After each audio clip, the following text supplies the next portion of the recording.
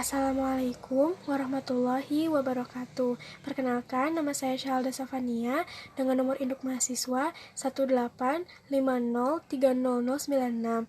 Pada kesempatan kali ini, saya akan membahas materi analisis penggunaan bahasa Indonesia mengenai poin 7 dan 8. Sebelum ke materi, di sini saya akan menjelaskan terlebih dahulu mengenai pengertian bahasa Indonesia dan awal mula bahasa Indonesia. Bahasa Indonesia adalah bahasa sebagai alat komunikasi sekaligus bahasa resmi Republik Indonesia dan juga sebagai bahasa persatuan bangsa Indonesia yang sudah diresmikan setelah dilakukannya Kongres Pemuda I yang dilaksanakan selama 2 hari, yaitu pada tanggal 27 sampai dengan 28 Oktober tahun 1928 di Batavia. Suatu hasil yang berbunyi, "Kami, putra dan putri Indonesia, mengaku bertumpah darah yang satu tanah air Indonesia. Kami, putra dan putri Indonesia, mengaku berbangsa yang satu bangsa Indonesia. Kami, putra dan putri Indonesia, menjunjung bahasa persatuan bahasa Indonesia." Cikal bakal bahasa Indonesia adalah bahasa Melayu yang terbentuk dari bahasa Arab, Persia, Sanskerta, dan bahasa-bahasa Eropa. Bahasa Melayu sejak zaman Kerajaan Sriwijaya pada abad ke-7 telah digunakan sebagai bahasa perdagangan dan perluasan agama di Nusantara. Cikal bakal bahasa Indonesia adalah bahasa Melayu yang terbentuk dari bahasa Arab, Persia, Sanskerta, dan bahasa-bahasa Eropa. Bahasa Melayu sejak zaman Kerajaan Sriwijaya pada abad ke-7 telah digunakan sebagai bahasa perdagangan dan perluasan agama Buddha di Nusantara. Lalu, bahasa Melayu pun semakin berkembang dan meluas di seluruh Nusantara. Pada awal zaman kolonial, bahasa Melayu bukan saja sangat bagus namanya, tetapi juga merupakan bahasa negeri timur yang dihormati. Pada zaman pergerakan nasional, bahasa Indonesia lahir pertama kali. Pada waktu itu, para tokoh pergerakan mencari bahasa yang dapat dipahami dan dapat dipakai oleh segenap lapisan suku bangsa yang ada. Perkembangan bahasa di Melayu di wilayah Nusantara mempengaruhi dan mendorong tumbuhnya rasa persaudaraan dan persatuan bangsa Indonesia. Pada tahun 1918, dari hasil pemikiran para tokoh pergerakan dan Dewan Rakyat, akhirnya dipilih bahasa Melayu dengan pertimbangan bahwa bahasa telah dipakai hampir sebagian rakyat Indonesia waktu itu. Komunikasi antar perkumpulan yang bangkit pada masa itu menggunakan bahasa Melayu. Dan pada tanggal 28 Oktober tahun 1928, para pemuda dari berbagai pelosok Nusantara berkumpul dalam kerapatan pemuda dan berikrar yang kemudian dikenal dengan Sumpah Pemuda. Proklamasi Kemerdekaan Republik Indonesia pada tanggal 17 Agustus tahun 1945 telah mengukuhkan kedudukan dan fungsi bahasa Indonesia secara konstitusional sebagai bahasa negara. Dinyatakan kedudukannya sebagai bahasa negara pada tanggal 18 Agustus tahun 1945 karena pada saat itu Undang-Undang Dasar 1945 disahkan sebagai Undang-Undang Dasar Negara Republik Indonesia. Dalam Undang-Undang Dasar 1945 disebutkan bahwa bahasa negara ialah bahasa Indonesia. Kini bahasa Indonesia dipakai oleh berbagai lapisan masyarakat Indonesia, baik di tingkat pusat maupun daerah. Lanjut ke materi, di sini saya akan menjelaskan mengenai fungsi bahasa Indonesia dalam kedudukannya sebagai bahasa nasional dan bahasa resmi. Di sini ada sebagai bahasa nasional, dan yang pertama ada lambang kebanggaan nasional. Sebagai lambang kebanggaan nasional, bahasa Indonesia memancarkan nilai-nilai sosial budaya luhur bangsa Indonesia. Dengan keluhuran nilai yang dicerminkan bangsa Indonesia, kita harus bangga dengannya, kita harus menjunjungnya, dan kita harus mempertahankannya. Kita harus bangga memakainya dengan memelihara dan mengembangkannya, tanpa ada rasa rendah diri, malu, dan acuh tak acuh. Dan yang kedua ada lambang identitas nasional.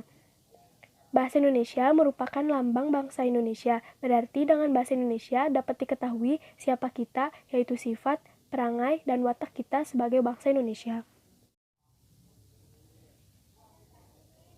Yang ketiga ada alat pemersatu berbagai ragam masyarakat yang berbeda latar belakang, sosial budaya, dan bahasanya. Dengan bahasa Indonesia, bangsa Indonesia merasa aman dan serasi hidupnya, sebab mereka tidak merasa bersaing dan tidak lagi merasa dijajah oleh masyarakat suku lain.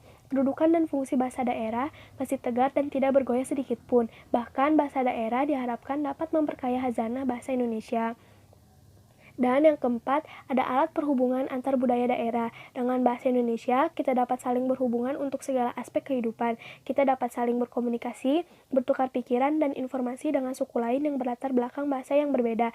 Bagi pemerintah, segala kebijakan dan strategi yang berhubungan dengan Ipolek Sosbud Hankam mudah diinformasikan kepada warganya. Selanjutnya ada sebagai bahasa resmi negara. Yang pertama ada bahasa resmi kenegaraan. Keputusan-keputusan, dokumen-dokumen, dan surat-surat resmi yang dikeluarkan oleh pemerintah dan lembaga-lembaganya dituliskan dalam bahasa Indonesia. Pidato-pidato di atas nama pemerintah atau dalam rangka menuaikan tugas pemerintahan diucapkan dan dituliskan dalam bahasa Indonesia.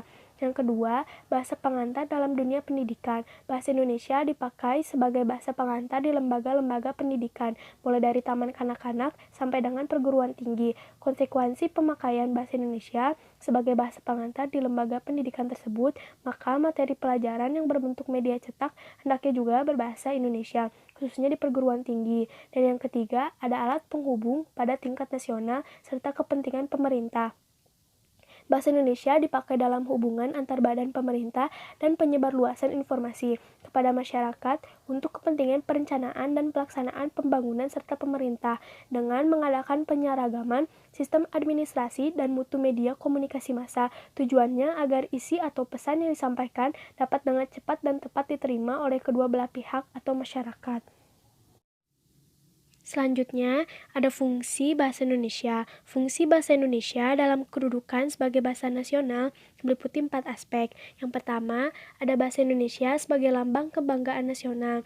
Bahasa Indonesia sebagai lambang kebanggaan nasional adalah bahasa Indonesia yang mempunyai nilai-nilai sosial dan budaya luhur bangsa, dengan nilai yang dimiliki merupakan cermin bangsa Indonesia. Untuk itu, kita sebagai warga negara Indonesia harus bangga, menjunjung tinggi, dan mempertahankan nilai-nilai yang terkandung di dalamnya, serta mengamalkan sesuai dengan isi nilai sosial dan budaya luhur bangsa. Sebagai wujud rasa bangga terhadap bahasa Indonesia, kita harus menggunakan bahasa Indonesia setiap hari, terutama di lingkungan sekolah, dan tanpa ada rasa rendah diri dan acuh tak acuh. Untuk itu, sebagai warga negara Indonesia yang baik, kita harus menjaga bahasa sesuai dengan isi Sumpah Pemuda tersebut. Yang kedua, ada bahasa Indonesia sebagai lambang identitas nasional. Bahasa Indonesia sebagai lambang identitas nasional berarti bahwa bahasa Indonesia dapat mengetahui identitas kewarganegaraan seseorang dan juga dapat membedakan antar negara lain, yaitu karakter, kepribadian, dan watak sebagai bangsa Indonesia. Sebagai bangsa Indonesia harus diwujudkan dan dijaga, jangan sampai kepribadian tersebut tidak tercermin di dalamnya. Yang ketiga, ada bahasa Indonesia sebagai alat pemersatu seluruh bangsa Indonesia. Bahasa Indonesia sebagai alat pemersatu seluruh bangsa Indonesia ini, masyarakat Indonesia yang beragam latar belakang sosial budaya dan berbeda-beda bahasanya, dapat disatukan melalui bahasa Indonesia, bersatu dalam satu kebangsaan dan mempunyai cita-cita, rasa senasib dan sepenanggungan yang sama. Dengan bahasa Indonesia, bangsa ini dapat merasa harmonis dan serasi karena di antara kita tidak lagi merasa ada persaingan dan tidak merasa lagi dijajah oleh masyarakat suku lain. Identitas suku dan nilai-nilai sosial budaya daerah masih dapat kita lihat dan masih tercermin di dalam bahasa daerah masing-masing yang masih kental. Dan bahasa daerah dapat memperkaya aneka ragam bahasa daerah yang dimiliki bangsa Indonesia.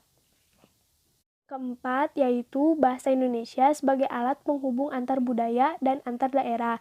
Bahasa Indonesia sebagai alat penghubung antar budaya dan antar daerah dapat dirasakan dalam kehidupan sehari-hari. Dengan bahasa Indonesia, kita dapat saling berinteraksi untuk segala bidang kehidupan, baik pemerintah, interaksi segala kebijakan dan strategi yang berkaitan dengan ideologi, politik, sosial, ekonomi, budaya, pertahanan, dan keamanan dengan mudah dapat disampaikan kepada seluruh masyarakat Indonesia. Jika laju pertumbuhan komunikasi antar manusia meningkat, berarti akan mempercepat tingkat wawasan dan pengetahuan manusia. Dan jika semakin cepat pengetahuan meningkat, maka akan mempermudah perkembangan kehidupan bangsa. Selanjutnya yaitu kedudukan bahasa Indonesia. Yang pertama, bahasa Indonesia sebagai identitas nasional. Kedudukan pertama dari kedudukan bahasa Indonesia sebagai bahasa nasional dibuktikan dengan digunakannya bahasa Indonesia dalam bulir-bulir Sumpah Pemuda. Yang kedua, bahasa Indonesia sebagai kebanggaan bangsa. Kedudukan kedua dari kedudukan bahasa Indonesia sebagai bahasa nasional dibuktikan dengan masih digunakannya bahasa Indonesia sampai sekarang. Berbeda dengan negara-negara lain yang terjajah, mereka harus belajar dan menggunakan bahasa negara persemakmurannya. Contoh, India dan Malaysia yang harus bisa menggunakan bahasa Inggris.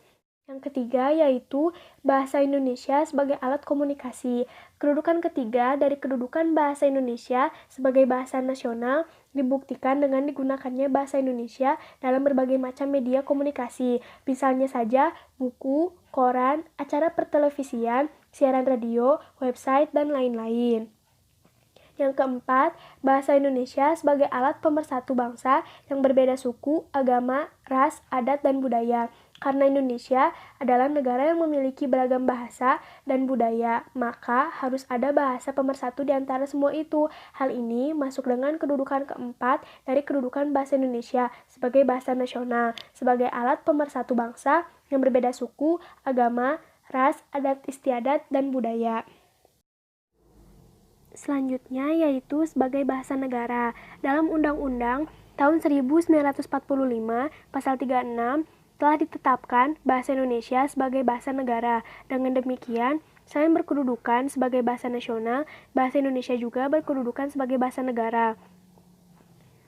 Berikut merupakan fungsi dan kedudukan bahasa Indonesia sebagai bahasa negara hasil perumusan seminar politik bahasa nasional yang diselenggarakan di Jakarta pada tanggal 25 sampai dengan 28 Februari pada tahun 1975, yaitu yang pertama, bahasa resmi kenegaraan. Dalam kaitannya dengan fungsi ini, bahasa Indonesia dipergunakan dalam administrasi kenegaraan, upacara atau peristiwa kenegaraan, baik secara lisan maupun dalam bentuk tulisan, komunikasi timbal balik antara pemerintah dengan masyarakat, dokumen-dokumen dan keputusan-keputusan serta surat menyurat yang dikeluarkan oleh pemerintah dan badan-badan kenegaraan lain seperti DPR dan MPR ditulis di dalam bahasa Indonesia.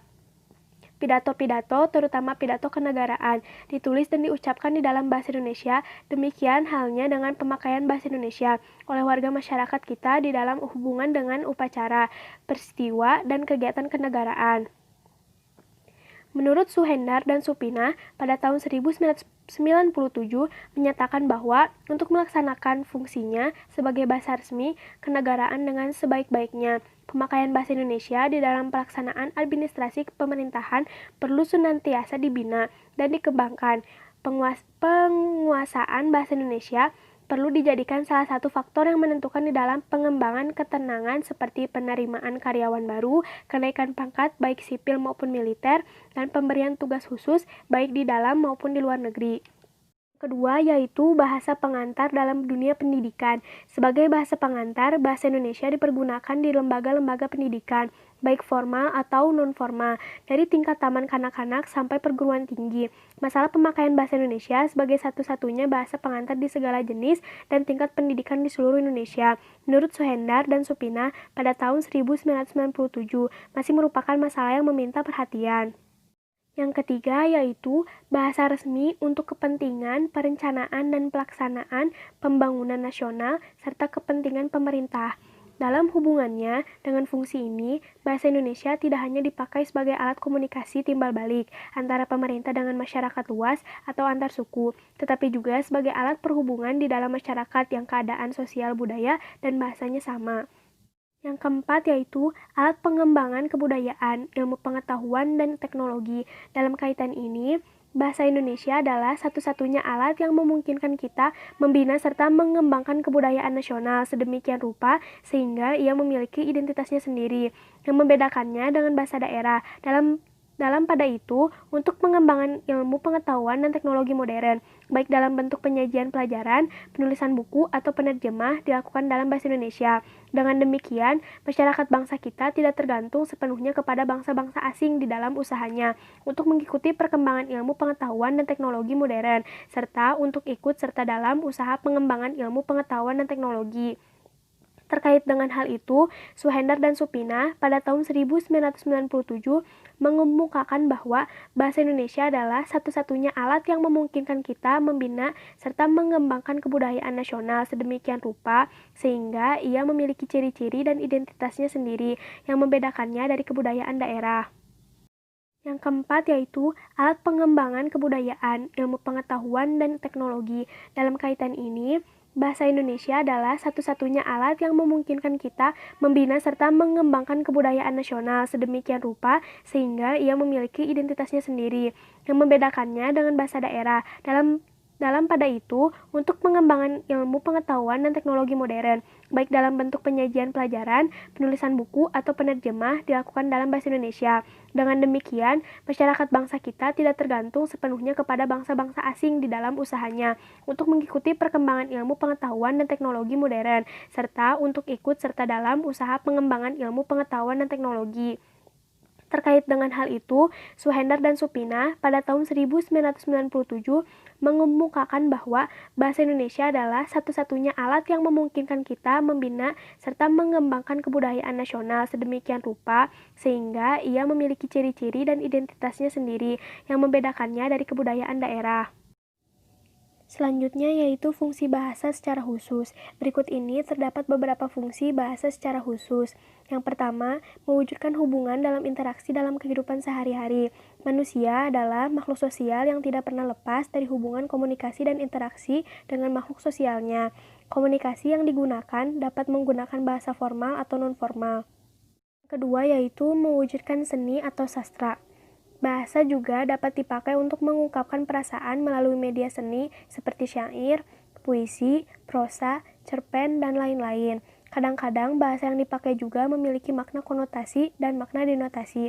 Dalam hal ini dibutuhkan pemahaman yang lebih dalam agar dapat mengetahui makna yang ingin disampaikan penulis atau peraga seni. Tiga yaitu mempelajari bahasa-bahasa kuno. Dengan mempelajari bahasa kuno, akan dapat mengetahui peristiwa di masa lalu, untuk mengantisipasi dan mencegah kejadian yang lalu, untuk tidak terjadi kembali di masa depan, atau untuk menambah wawasan tentang asal dari suatu budaya yang dapat ditelusuri melalui naskah kuno atau penemuan prasasti-prasasti.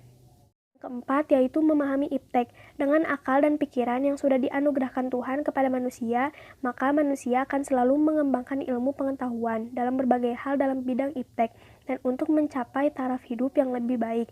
Pengetahuan yang dimiliki oleh manusia akan selalu mengabadikan agar manusia lainnya juga dapat mempergunakan dan lebih mengembangkan lagi demi masa depan manusia itu. Selanjutnya yaitu, sebutkan dan jelaskan 3 alasan yang membuat kita bangga memiliki bahasa Indonesia. Yang pertama, kita perlu bangga menggunakan bahasa Indonesia, sebab saat ini sedikitnya 174 unit pusat pendidikan yang tersebar di 45 negara menjadikan bahasa dan sastra Indonesia sebagai materi pembelajarannya. Beragam alasan kian meningkatnya jumlah peminat bahasa dan sastra Indonesia di negara lain, mulai dari kecintaan mereka terhadap sastra Indonesia hingga daya tarik pasar di Indonesia yang dianggap sangat menjanjikan. Tidak sedikit dari mereka yang belajar serius karena ingin bekerja di Indonesia. Hal ini terkait dengan salah satu syarat bekerja di Indonesia adalah harus mampu berbahasa Indonesia. Yang kedua, selain itu saat ini bahasa Indonesia telah menjadi bahasa resmi di ASEAN. Artinya, pada taraf Asia Tenggara, bahasa Indonesia telah menjadi bahasa internasional. Maka apalagi alasan kita untuk tidak bangga berbahasa Indonesia. Yang ketiga, merupakan salah satu kekayaan bahasa Indonesia yang jarang dimiliki bahasa lain. Semua inilah yang menjadi alasan mengapa kita patut merasa bangga berbahasa Indonesia. Terima kasih, mohon maaf bila ada kesalahan kata dan sebagainya. Wassalamualaikum warahmatullahi wabarakatuh.